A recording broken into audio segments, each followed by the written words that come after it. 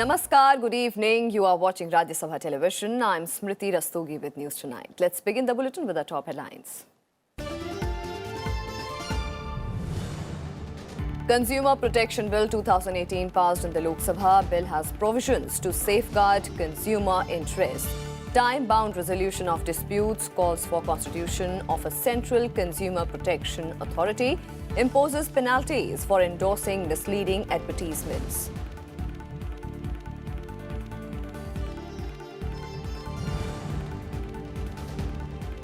Rajya Sabha deadlocked on the issues of Rafale deal and Kaveri farmers. Chairman M. Venkaiah Naidu expresses displeasure over disruptions, informs House about his findings on the Rafale protest in the House, concludes that Minister Vijay Goyal's statement that he didn't name Rahul Gandhi is correct.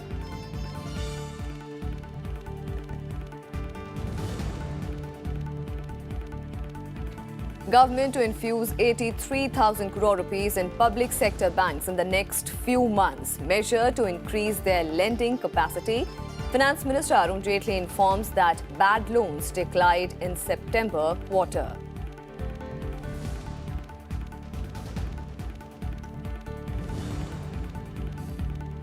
Calcutta High Court allows BJP Chief Amit Shah's Rath Yatras in Bengal, rejects Mamata government's decision to refuse permission on grounds of possible communal tension. BJP welcomes the decision.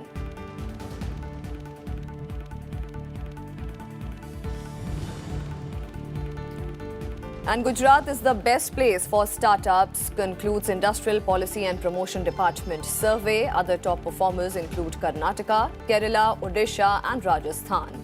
List of leaders includes Andhra Pradesh, Bihar, Chhattisgarh, Madhya Pradesh and Telangana.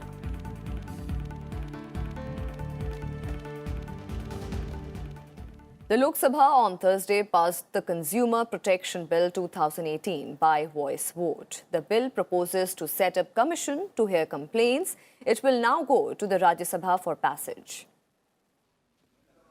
The Lok Sabha on Thursday passed the Consumer Protection Bill 2018 that seeks to replace the Consumer Protection Act 1986.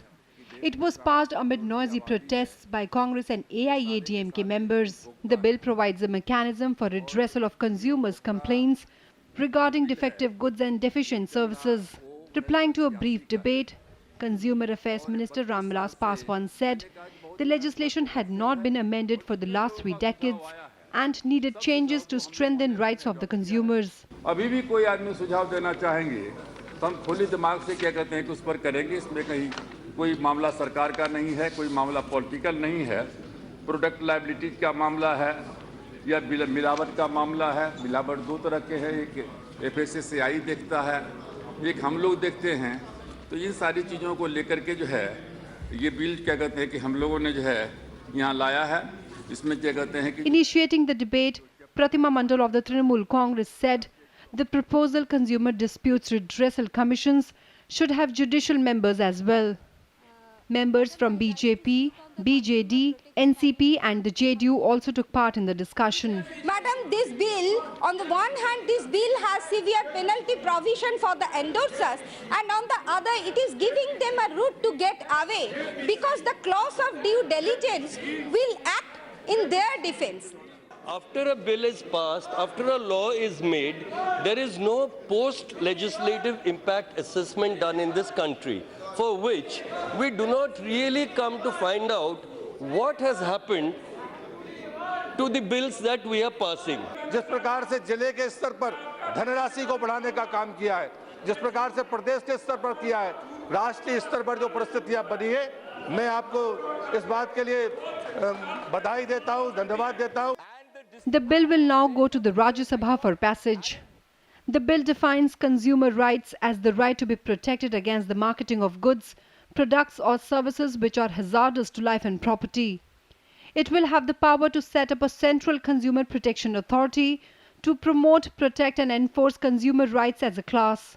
The bill defines contracts as unfair if they significantly affect the rights of consumers. It establishes consumer disputes redressal commissions at district, state and national levels. Ravindra Sharon's report for Rajya Sabha TV. And the Parliament on Thursday passed the bill for people with autism and other disabilities. The National Trust for Welfare of Persons with Autism, Cerebral Palsy, Mental Retardation and Multiple Disabilities Amendment Bill 2018 was passed by the Rajya Sabha last week. The bill aims to streamline the appointment and resignation of members of a trust that helps people with disability to live independently. Moving the bill for consideration and passage, Social Justice and Empowerment Minister Thawar Chand Gehlot said a chairperson could not be appointed since 2012 due to the stringent selection criteria. Gehlot said that the amendments will ease the procedure related to the appointment of a chairperson. छोटे छोटे दो संशोधन प्रस्तुत किए हैं धारा 4 में कि उसकी अवधि 3 साल की होगी और यदि वो त्यागपत्र दे देगा तो सरकार उसको जब स्वीकृत कर लेगी तब से ही वो पदमुक्त हो जाएगा और उसकी पदमुक्ति के पहले अगर 3 साल की कार्यावधि हो रही है तो 2.5 साल में ही उसके उत्तराधिकारी के चयन की प्रक्रिया प्रारंभ कर दी जाएगी और And Rajya Sabha Chairman M. Venkaiah Naidu clarified on Thursday that MOS Parliamentary Affairs Vijay Goyal did not make any remarks against Congress President Rahul Gandhi on the floor of the House. After going through the records, the chairman said he found Union Minister Goyal's assertion denying Congress leader Anand Sharma's remark on the matter to be correct. After the House conducted formal business, Chairman M. Venkaiah Naidu informed the House that Minister of State for Parliamentary Affairs Vijay Goyal did not make any reference to Congress President Rahul Gandhi in the Rajya Sabha.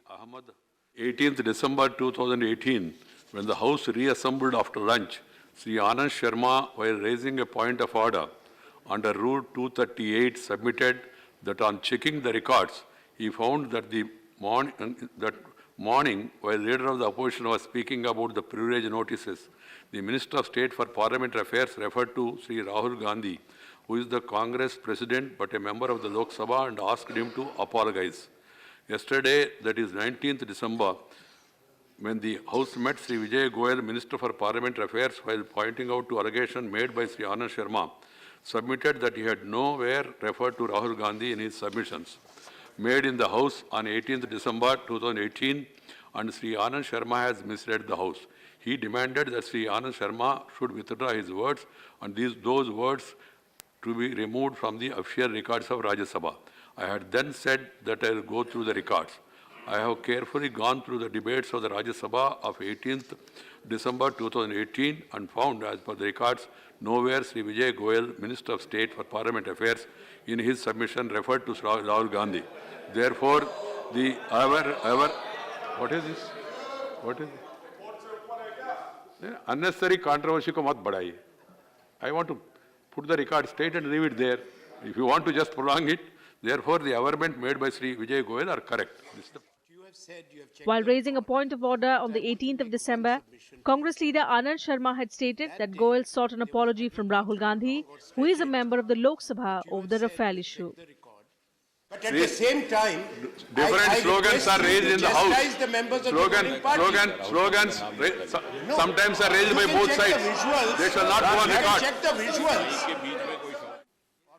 However, the following day, on the 19th of December, Minister Goyal said he made no reference to Rahul Gandhi and demanded that remarks made by Anand Sharma be withdrawn. Kriti Mishra's report for Rajya Sabha TV. And issues of Rafale and Kaveri Farmers River continue to stall the proceedings of the House on the 7th day in a row on Thursday. Chairman M. Venkaiah Naidu assured the agitating members that all issues could be discussed in the House. Rajya Sabha proceedings were disrupted for the 7th day in a row on Thursday. Soon after the House conducted formal business, members of the AIA-DMK and DMK rushed into the well of the House, demanding protection of Kaveri Delta farmers. What you have said, you have checked the record. You take The slogans were being raised, but I accept your ruling. But at the same time, different I slogans request are raised you to in the House. chastise the members The Congress sought to raise the issue of the Rafale deal. The Treasury benches countered them with slogans demanding an apology from Congress President Rahul Gandhi following the Supreme Court's clean chit to the Rafale deal. Mr. Vijay Goyal, this seems to be correct. I have said it. Chairman M. Venkaiah Naidu appealed to members to allow smooth conduct of the proceedings. He stressed that several important bills were pending and asserted that the government was ready to discuss all issues, including the Rafale deal. Honorable members, the entire country is watching us. There are many issues which are pending before the House. Important bills are there. Important bills are there. We have to discuss about cyclone. We have to discuss about there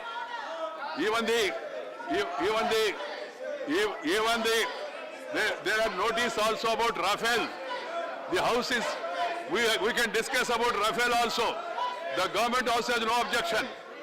The government also has no objection to discuss about Rafale. They have given in writing. So we can discuss on Rafale, we can discuss on agriculture, we can discuss on price rise, we can discuss on this Mekadatu, we can discuss on even cyclone also. Please cooperate. This is not the way. This is not the way, I am telling you. The entire country is very much really agitated the way the House is functioning. But when members refused to relent and the protest continued unabated, the chair adjourned the House till Friday. Kriti Mishra's report for Rajya Sabha TV. And in a big announcement, Finance Minister Arun Jaitley on Thursday said that the government will infuse 83,000 crore rupees in public sector banks in the next few months of the current fiscal. Earlier in the day, the government sought Parliament's approval to infuse an additional 41,000 crore rupees in state-owned banks through the second batch of supplementary demands for grants. This is expected to increase total recapitalization in the current fiscal from 65,000 crore rupees to 1.06 lakh crore rupees. Jaitley said the recapitalization will enhance the lending capacity of the state-owned banks and help them come out of the RBI's prompt corrective action framework. Jaitley also said that recognition of non-performing assets in the public sector banks is complete and that a reduction of bad loans has begun. Recognition of the NPAs, a process which started in 2015, has made a considerable headway. It's almost complete. And at a time where it had peaked in March 2015, the non-recognition was to the extent of about 7%. That now is about 0.59. So a high provisioning has already been made by the banks as a result of disciplining which has taken place in the last few years. And obviously they led to the peaking of the NPAs, because what was under the carpet has been brought in the best norms of transparency shown on the books. And hopefully the last quarter has already shown that there is an improved performance, and therefore now the downward slide in the NPA itself would now commence. This entire exercise will also lead to the improvement in the lending capacity of the banks itself. And to get a better understanding of this development, we'll go across to Mr. Shubhmoy Bhattacharjee, consulting editor, The Business Standard. Sir, thank you so much for speaking to Rajya Sabha Television. So the government will infuse, it has announced that it will infuse 83,000 crore rupees in the public sector banks in the next few months. What does it mean and what will it achieve?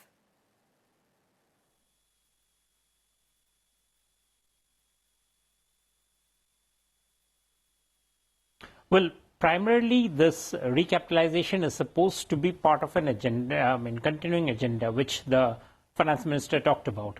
So what it does is basically give banks more risk-weighted capital. You know, currently many of the banks are, in fact, that was one of the major controversy between RBI and the finance ministry over how much of risk-weighted capital the bank should have. And as the current level of recapitalization shows, the government is trying to put them on as per the Basel II norms of 9%, which is actually what the RBI had asked for. It was, though the Basel II norms initially say, basically say 8%, but in India, RBI says because of the additional risks and others that the banks have, it should be 1% above the Basel II. And the government has agreed to it. It is actually going to recapitalize the banks at 9%. So I think that that's a very commendable exercise. And how will it help the public sector banks to improve their books?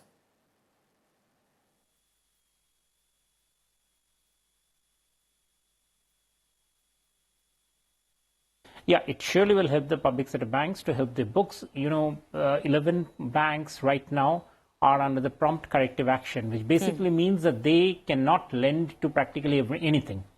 So those banks especially are the ones which will get the most benefit from this recapitalization measure, because these banks, as you know, are government owned, and they can get their capital at more than 50% of the capital has to come from the government. To that extent, these banks would definitely be helped. The market gets helped. Lending, which has started to rise now, would be better because the banks would now have more capital in their pocket to be able to take on additional liabilities. So overall, it's a very positive sign. The finance minister has said that the recognition of non-performing assets in the public sector banks is complete. Now, how soon can we see an improvement in the bad loan situation?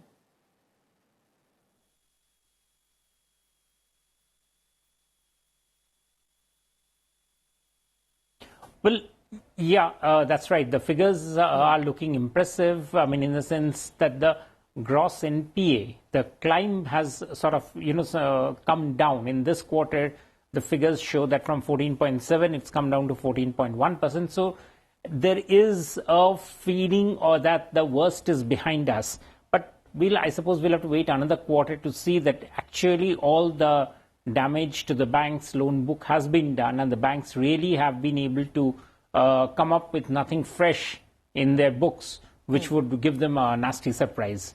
So I suppose while the work of giving additional credit would definitely start, to say that we have really finished off with the NPA, let's wait one more quarter. And the finance minister also spoke about the amalgamation of banks. Now, what are the government's plans on that front?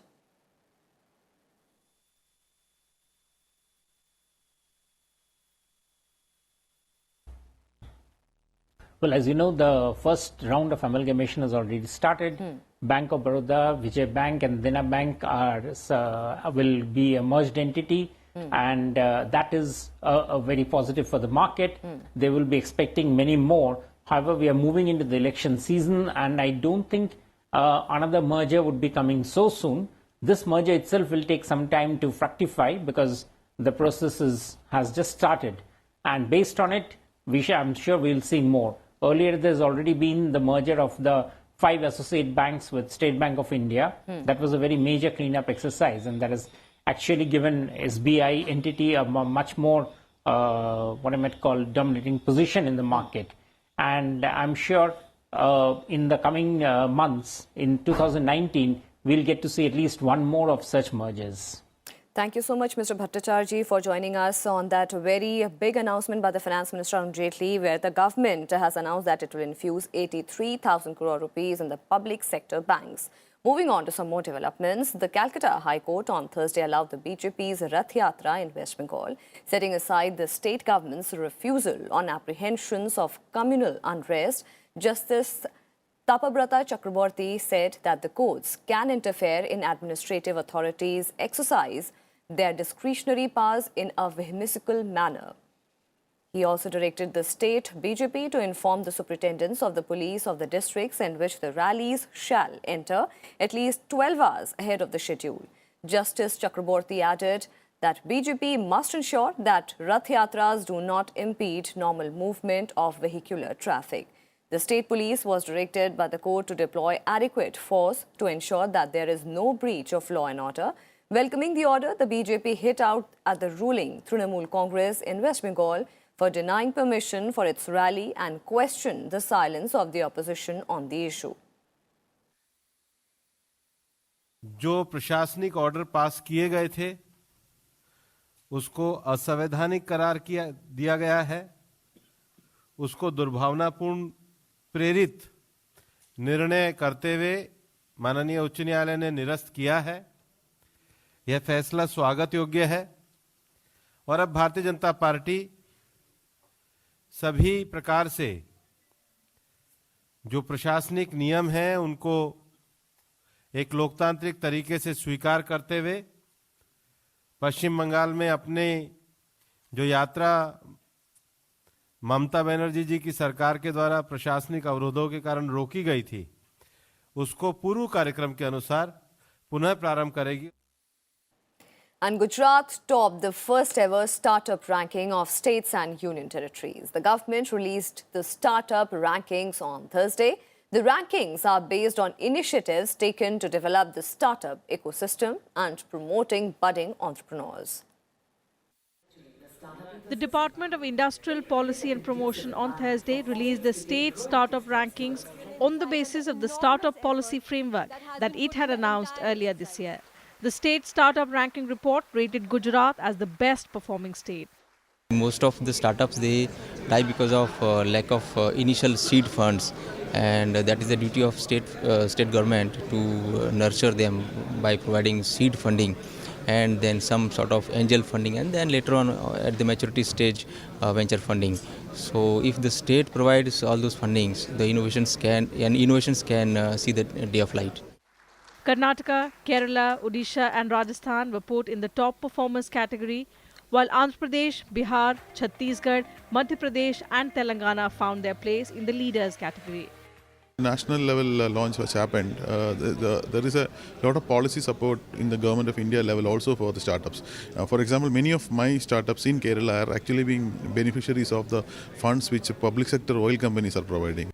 States identified as aspiring leaders include Haryana, Himachal Pradesh, Jharkhand, Uttar Pradesh and West Bengal, while emerging states category includes Assam, Delhi, Goa, Jammu and Kashmir, Maharashtra, Punjab, Tamil Nadu and Uttarakhand. Chandigarh, Manipur, Mizoram, Nagaland, Puducherry, Sikkim and Tripura were placed at the bottom under the beginners category. A total of 27 states and 3 union territories participated in the exercise. The Department of Industrial Policy and Promotion consulted stakeholders of the startup ecosystem and came up with 7 key reform areas as the basis of the ranking. An online portal was launched to help states submit their initiatives across the reform areas. The regulations which have been made for other companies, the regular conservative business models, don't suit the startups very often. We have been trying to sensitize many government officials, regulators on this, and we have actually managed to get 22 regulations changed in the last 3 years. The government has recognized 14,565 startup initiatives in the country, out of which 2,787 are from Maharashtra, followed by Karnataka with 2,107 startups. Delhi has 1,949 such initiatives, while Uttar Pradesh has 1,201 startups. Haryana and Gujarat have 765 and 764 startup initiatives respectively. About 15% of startups are from IT services, followed by healthcare and education. With inputs from Panchanan Mishra, Bureau Report, Rajya Sabha TV. India and China are working on imparting a positive thrust to their mutual relationship. With this goal in mind, foreign ministers of both the countries will hold talks on a whole gamut of bilateral issues on Friday in the national capital. This will be the first such interaction between the two foreign ministers after the informal summit between Prime Minister Narendra Modi and Chinese President Xi Jinping on 27th and 28th April this year.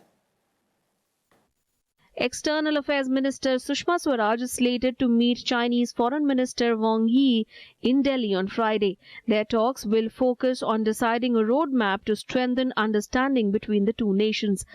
Both foreign ministers will sign a memorandum of understanding to increase people-to-people contacts through tourism, cultural exchanges and media dialogue. No, this specifically is the high-level mechanism on cultural and people-to-people exchanges. The meeting, of course, there will be a bilateral meeting, delegation-level talks between EAM and the Chinese Foreign Minister. And after that, at the beginning of the media forum, it will be EM, External Affairs Minister and Chinese Foreign Minister. An eminent persons group has also been proposed to interact on important issues of mutual interest. Indian Council of World Affairs is also holding a 2-day interaction of experts and academicians of both the countries.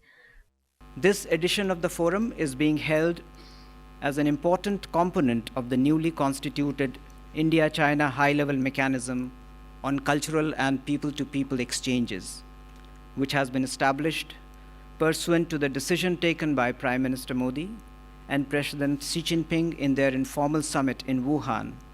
I wish to encourage the think tank from both sides to step up exchange and mutual learning to contribute our wisdom in the East to a world of change unseen in a century and provide intellectual support for a closer development partnership between our two countries.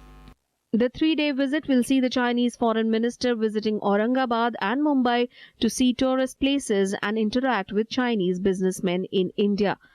The meeting is very important and the message is loud and clear to the people of both the countries and also to the governments of the world that India and China, though have differences, there are so many similarities and commonalities, and both countries are trying to work on those. Akhilesh Suman for Rajya Sabha Television with camera person Suresh in Delhi. And that's all we have for you in this edition of News Tonight. For more news and updates, keep watching Rajya Sabha Television. Namaskar.